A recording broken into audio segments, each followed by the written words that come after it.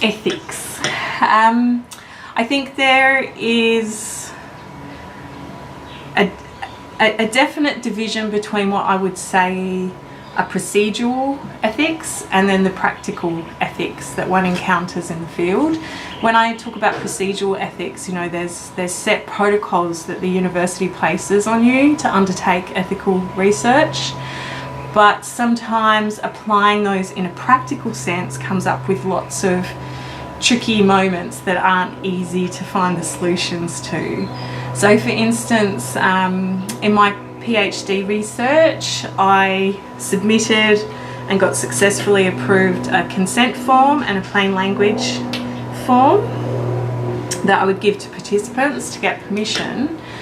But when I looked at the women that I was working with, it became quite obvious that, well, first of all, their literacy skills weren't reflected in the documents, and secondly, they had a preference for talking about things rather than reading them.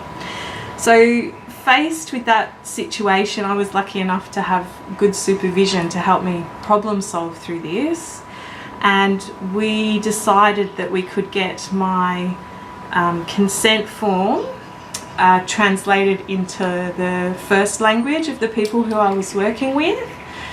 And I thought, okay, that's a simple thing to do. So I sent off the ethically approved document to an interpreter to get it interpreted into language. And I was really put back when I was told that I had to write it in plain English. And I was like, what? I've got ethical approval that this is a plain English form.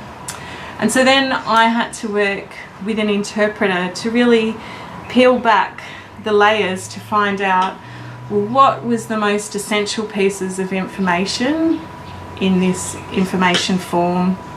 How could we frame it and structure it around concepts that were meaningful to the participants? And how could we then record it in a way that was natural for me to be able to just, you know, ask someone or a group of women to sit down and listen to a recording.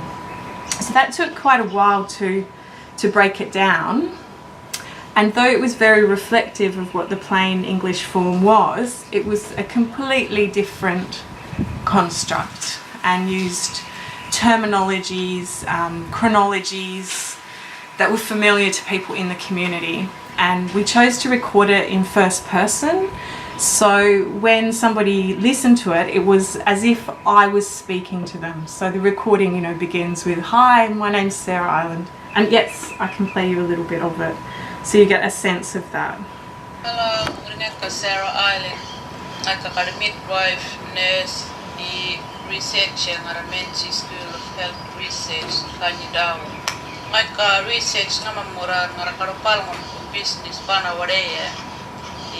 Research kanimurino kono ka reproducing history. And it goes on and explains the process that I was wanting participants to be part of, what was expected of them, how I would keep their information confidential. But you know, there are terms like confidential that are a little bit tricky to understand, and with the help of an interpreter, you know, we actually went quite literal to explaining that I would be locking up the participants' personal details in a box that no one else had a key to. And that just made it obvious, instead of using this quite Western unknown term, to make it a real concrete concept. What else was tricky about that? So I guess the other thing is, because it was an oral recording, it was great because I had a few options of how I could then work with an Aboriginal research assistant to get permission. So if we needed to, people could listen with earphones and be able to really hear that information without being disturbed by everyone around us. So we created privacy instantly that we couldn't do if we were talking. And alternatively, when we worked in a group, we often found people had poor hearing, and instead of just playing it on the dictaphone, I could plug it into a stereo and turn it up really loud, and everyone could listen to it together. And often, you know, afterwards, people would talk amongst themselves to discuss what I'd said. And I didn't even have to prompt those conversations. And it allowed people a safe space to discuss in their own language what I was proposing and whether they wanted to do it or not. And it was really, really successful way to gain consent. And it allowed me to sleep at night because I knew that I'd met my procedural obligations placed on me by the university, but I also knew that in my heart that participants in the research knew exactly where I was coming from and were participating because they wished to, that they weren't being coerced to in any sense.